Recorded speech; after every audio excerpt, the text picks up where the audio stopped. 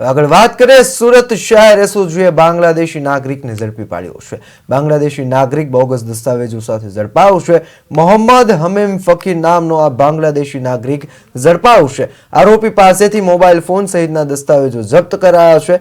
પોલીસે બાંગ્લાદેશીની ધરપકડ કરી વધુ તપાસ હાથ ધરી છે। વાત કરીએ સુરત શહેરના એસઓજી દ્વારા એક બાંગ્લાદેશી નાગરિકને ખોટા નામે બનાવેલા બોગસ દસ્તાવેજો સાથે ઝડપી પાડવામાં આવ્યો છે।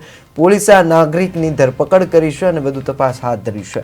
આરોપીએ 7 વર્ષ પહેલા એજન્ટ મારફતે બાંગ્લાદેશની પ્રતિબંધિત બોર્ડર પાર કરી પશ્ચિમ બંગાળમાં પ્રવેશ કર્યો હતો। પોલીસે બાતમીના આધારે અડાજણ ખાતે પરશુરામ ગાર્ડન નજીકથી મોહમ્મદ હમીમ અબ્દુલ હક ફકીર નામના બાંગ્લાદેશી નાગરિકને ઝડપી પાડ્યો હતો। આરોપી પાસેથી ઓપ્પો મોબાઈલ ફોન, ખોટા નામે બનાવેલા 2 આધાર કાર્ડ, એક પાન કાર્ડ અને બાંગ્લાદેશનું નેશનલ આઈડી કાર્ડ, નિકાહ હમામની 2 copy, COVID vaccine certificate, Bangladeshi visiting card અને મોબાઈલ સિમ કાર્ડ સહિતના દસ્તાવેજો જપ્ત કરવામાં આવ્યા છે।